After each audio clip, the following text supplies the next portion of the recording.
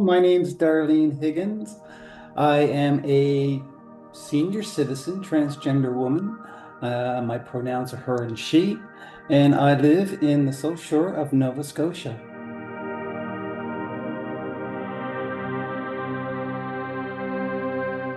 I present myself 24/7 as female, so I don't see myself anywhere else. I was a person before, a male person, but now I transition, so I completely be female. I remember I remember the Sears catalog wish book and wanting to look at the holiday dresses that were there. That was like something that I went straight to. The very first when I got my hands on that book, that's where it went. And I didn't see it at that time anything sexual or anything. It was just admiring that feminine look, and it was just I wish I could look like that. But I didn't know it at the time. So it was, yeah, coming out was a process.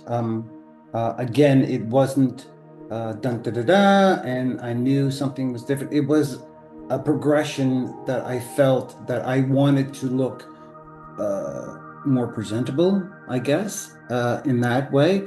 I did respect the person who I was before, and I was happy. But as time moved on, I became unhappy and realizing who I became. I like that person in the mirror. I really did. And that person in the mirror made me happy.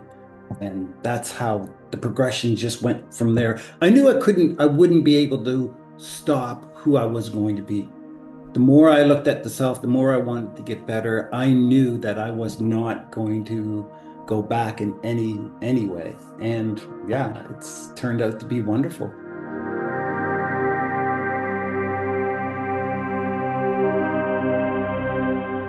I was married, I have two children, I had a home, I had a dog, two cats. Uh, but the routine it was there. I was not, I just, that time, I just wasn't happy. Later on, as my children grew, they didn't want anything, interested in me. I was just there to make sure that the snow got shoveled, the grass got cut, and the wood was brought in the house. You know, I accepted it, but I wanted more. And realizing who I became, I like that person in the mirror. I really did. And that person in the mirror made me happy. And that's how the progression just went from there. I wouldn't be able to stop who I was going to be. The more I looked at the self, the more I wanted to get better. I knew that I was not going to go back in any way. And yeah, it's turned out to be wonderful. My life after I came out was amazing. Um, my wife and I had decided to separate, and that made my journey a lot more easier. Um, I moved out of the area where we were and into a completely different area where no one knew me as that person before, as male. Now I present myself completely as feminine and hormones and everything. And it was amazing. And the people that I've met and got an association with in the community, which is, let's say, for instance, I got into our Pride community. Now that reached out to four municipalities within the South Shore of Nova Scotia. So I met a lot of people, had a lot of opportunities. I wasn't working. I kind of self-promoted myself in what I was able to bring to the community, met people, networked, and yeah, it's now that I have a job, or it's not full-time, but I do have a job with the town, and it's been absolutely amazing.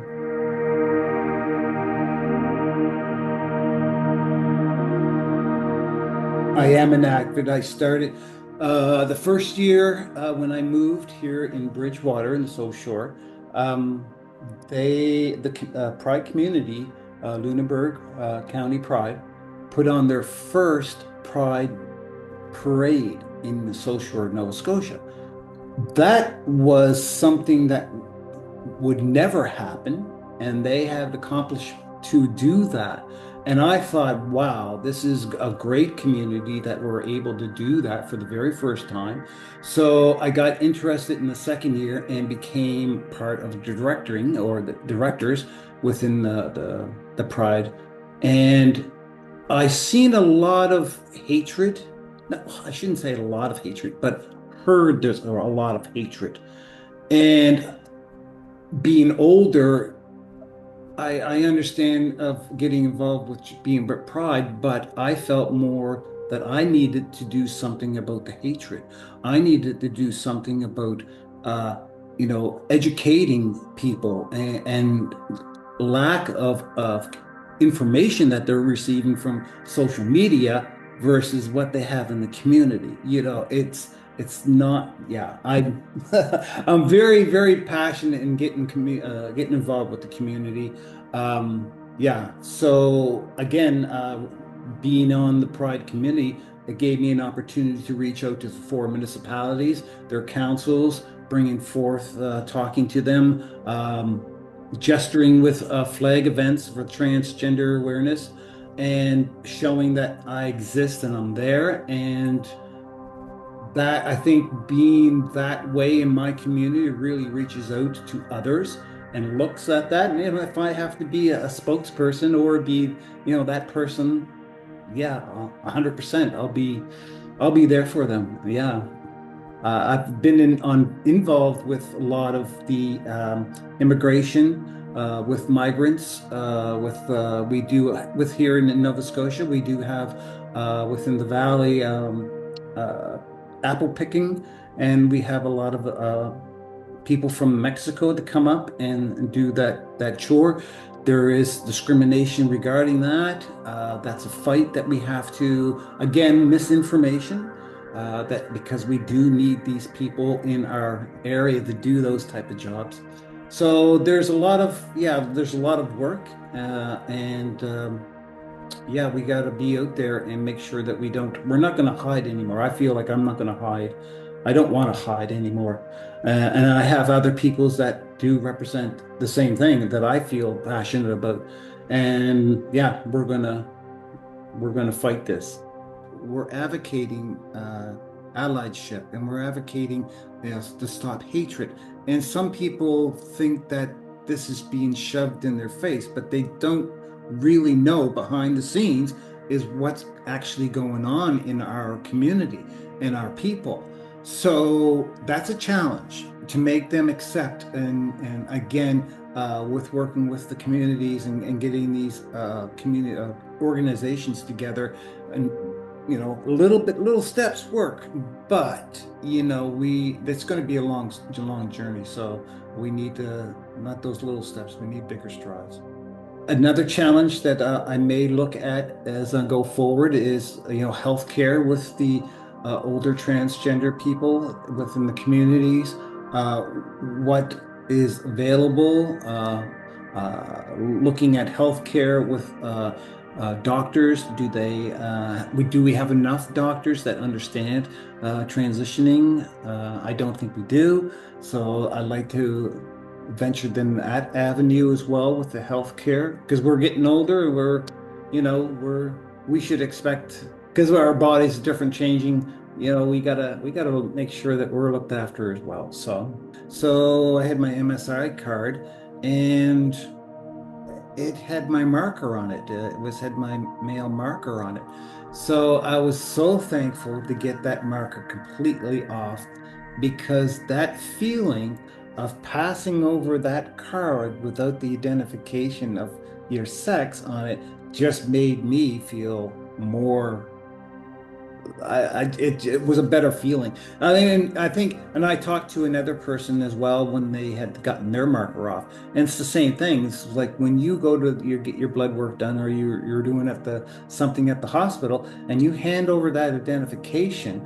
It has my name on it, but the marker is not there anymore, and that just identifies or gives them a reassurance of, yeah, I am female. This is who I present myself as. And I don't think I need that marker there to let them be aware of whatever who I am. People are looking at this province as a place to come. Um, Especially with there's a lot of avenues with the United States. People are trying to get out. Um, they're looking at several areas, and Nova Scotia is one of the places. And again, So Shore is on the map for diversity and acceptance. Just a couple years ago, the So Shore School Board removed all identifying flags from their schools, which was the Indigenous, the African, and Pride. They only want to keep the Canadian and Nova Scotia flag flying. And this only happened within the South Shore of Nova Scotia. So, of course, the first thing that happened was the people in the community found out. Then they reached out for us, and then we reached out to the teachers and the union. And yeah, what that happened, it was a Friday, and this person was working on the side of the building. It wasn't a flag. They were talking about a flag. We're taking flags down because they get worn and torn, and it just costs money to replace them.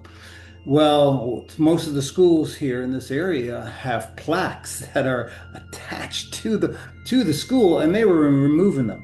So that was something that we jumped on right away with the teachers union and the teachers board. Apparently, they didn't know anything about it. So this was on a Friday, and they had everything back up on a Monday. So yeah, and that was, I believe that was in the national news with regarding that situation. So those things, should not happen, because those symbols, when people visit our town, they look at that and they see how accepting we are. And they're going to try to remove it. That's really a very hurtful thing for the community, I think. It just gives that word of diversity, inclusion, and yeah, and equity. So yeah, that's what I'm looking forward to, and maybe looking to go when I get older, is to advocate for health for the queer community.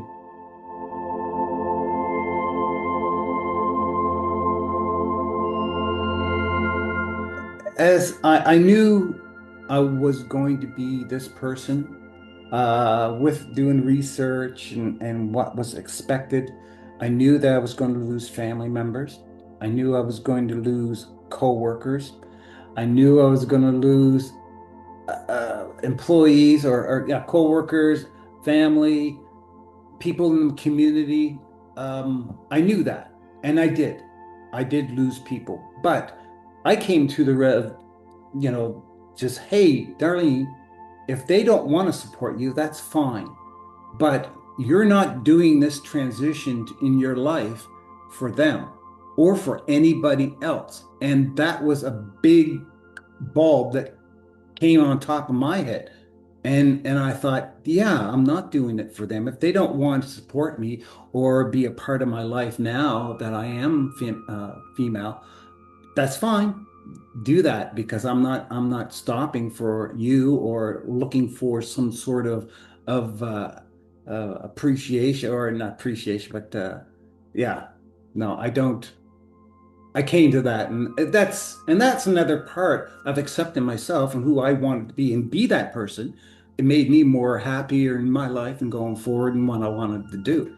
So that's a huge feeling, and a huge progression, I would say, in my transitioning.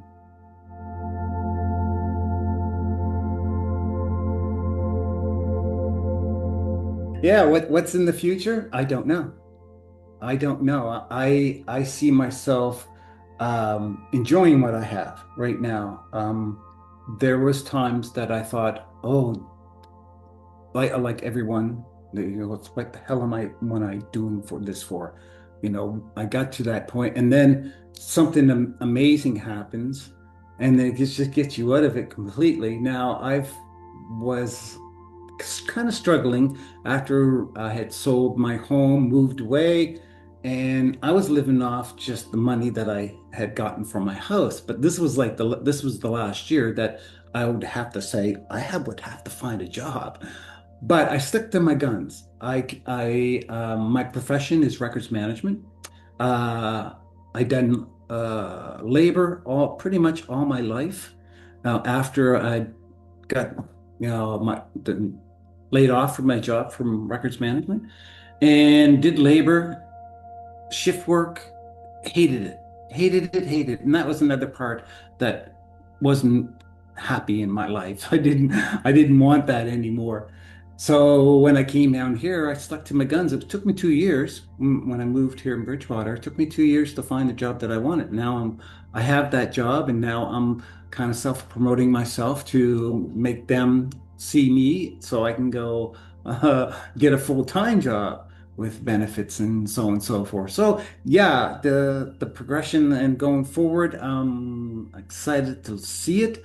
I don't see any blockage or anything that's going to stop me unless it's my health. But knock on wood, my health has been really good. Waiting on for gender affirming care.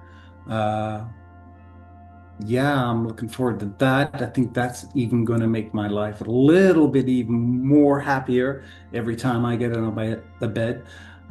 So yeah, looking forward to the future. And again, I'm doing this not for anybody else, but if I can support and tell my story on my transition to help with yours, then yeah, I think I did my job. I had moved away from my area and moved further down south of Nova Scotia, which is in Bridgewater. I found an apartment, really nice apartment, but it wasn't ready yet. So I had a smaller apartment, and I was there for 2 years trying to wait to get in this apartment. And during the 2 years, I didn't want to look for a job at that time. I wanted to invest in myself.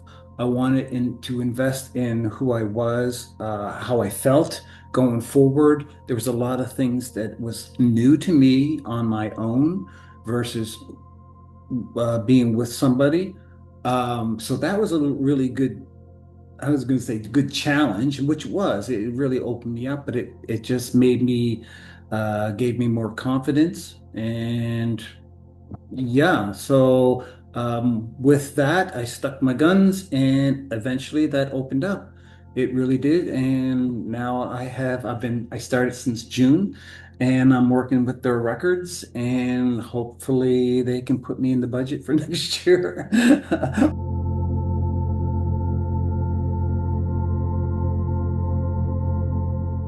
Oh, with my transitioning, I never thought of what I wanted to be or who I wanted to be and how, or have some sort of look.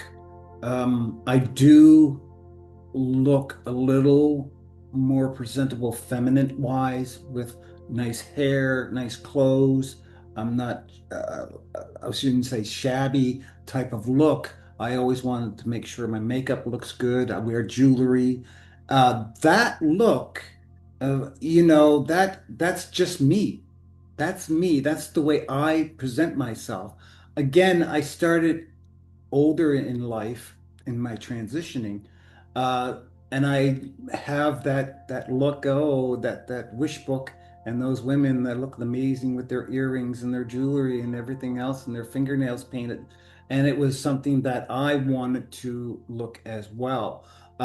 Again, Again, that's me. It's nothing that no one's, oh, you should be this way or you should be that way. I shop at a certain store, so I like the clothes that those have versus going to another store that doesn't look good on me. So those are the things that, and I encourage anybody who is starting out uh, is to just to try it, try everything out because you will find that little niche and you will look at yourself and say, wow, okay, this is the way I should or I should feel. I feel this good. This is the way I should go on.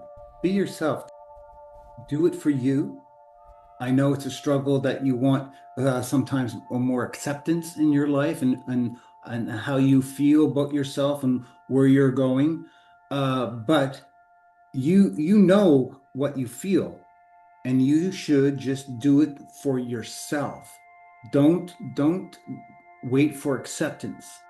Uh, if you feel anxiety and if this was right or wrong, then you can talk to. We're out here. We're here and talk to us.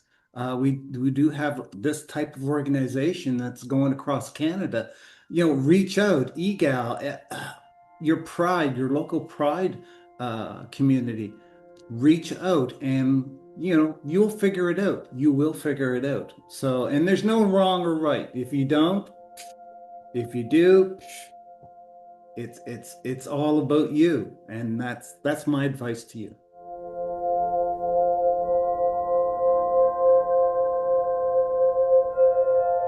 Acceptance. As a older trans person, uh, I did mention at the beginning I have two children. That was something that was bothering me quite a bit if I was going to be truly accepted by them or not.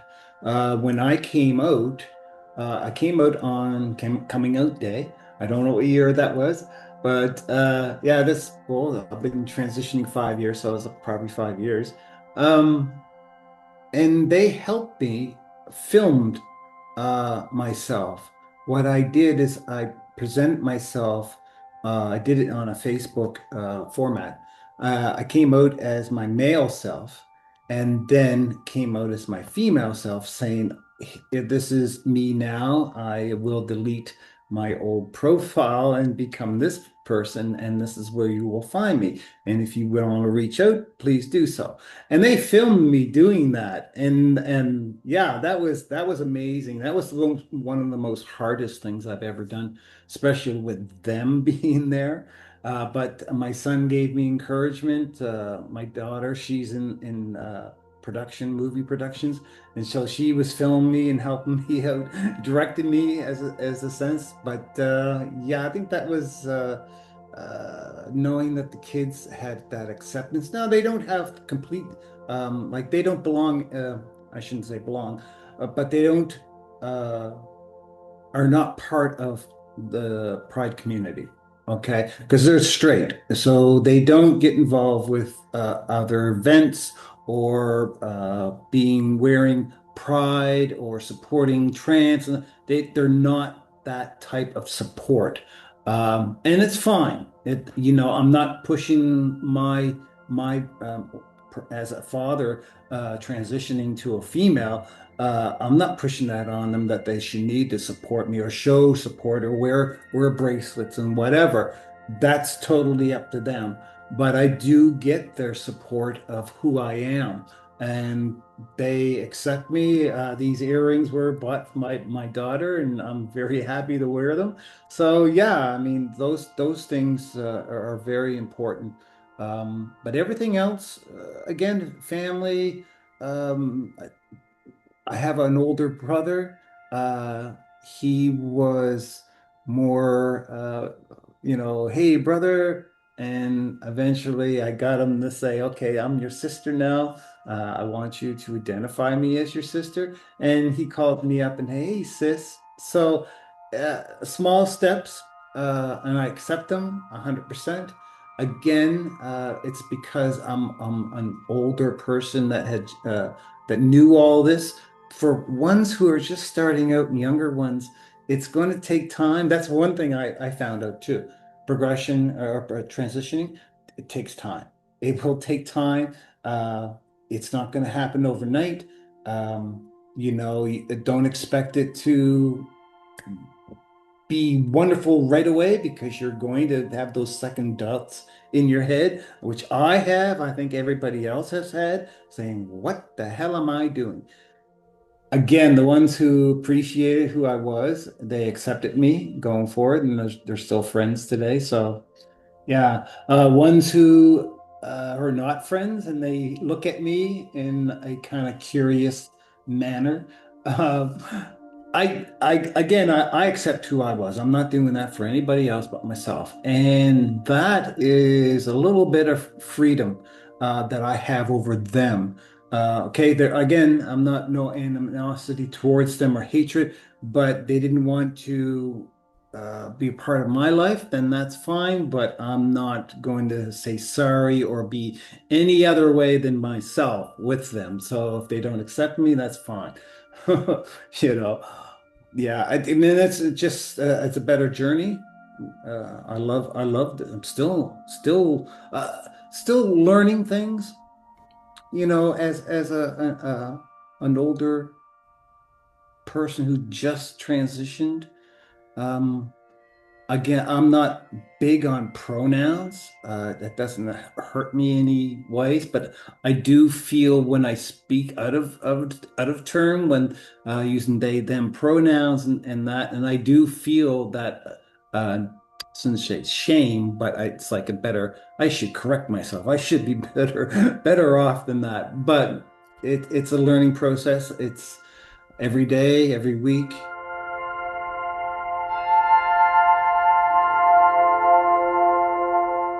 Well, we're only 1% of the population, but we're still there. We've always been here. Everybody's, I think everybody's gone through it, to a certain degree that we've all struggled. We always question ourselves and if we can help out or make it make sense, then that's what we need to do.